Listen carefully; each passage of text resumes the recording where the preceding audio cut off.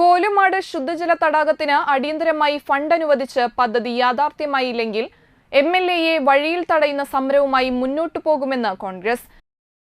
കാഞ്ഞാണിയിൽ നടന്ന പ്രതിഷേധ സമരം ഡിസിസി സെക്രട്ടറി കെ ബാബു ഉദ്ഘാടനം ചെയ്തു. മണ്ഡലം കോൺഗ്രസ് പ്രസിഡന്റ് എം.വി. അരുൺ അധ്യക്ഷത വഹിച്ചു. ഡിസിസി സെക്രട്ടറിമാരായ വി.ജി. അശോകൻ, കെ.ബി. ജയറാം, നേതാക്കളായ Robin Vadakkethala, K Prakashan, Jisha Surendran, Pushpa Viswambharan, Tony Athanikkal, C N. Prabhakaran, Joseph Pallikkunnath, Stephen Neelankavil, Vasu Valanchery എന്നിവർ സംസാരിച്ചു. നമുക്കറിയാം, വരൾച്ചയുടെ ആദ്യഘട്ടത്തിൽ തന്നെ കളക്ടർമാരെ കൊണ്ട് യോഗം വിളിപ്പിക്കാറുണ്ട്. കുടിവെള്ളമില്ലാത്ത മേഖലയിലേക്ക് വണ്ടി കുടിവെള്ളം എത്തിക്കാറുണ്ട്. അതിനുള്ള നടപടികൾ സ്വീകരിക്കാറുണ്ട്.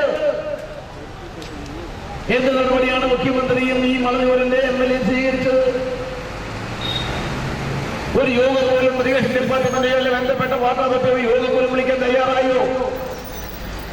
ഒരു യോഗം പോലും വിളിക്കാൻ തയ്യാറാകാത്ത മുഖ്യമന്ത്രിയും എംഎൽഎയും എന്ത് നടപടിയാണ് സ്വീകരിച്ചത്? നമ്മളൊന്ന് ആലോചിക്കണം. ഇതൊരു തീരദേശ മേഖലയാണ്. അന്തിക്കാട്, മണഞ്ഞൂർ, പടിയം, പാലാഴി മേഖല, അവിടെ നിന്ന് വെങ്കടങ്ങ്, മുല്ലശ്ശേരി, പാവർത്തി,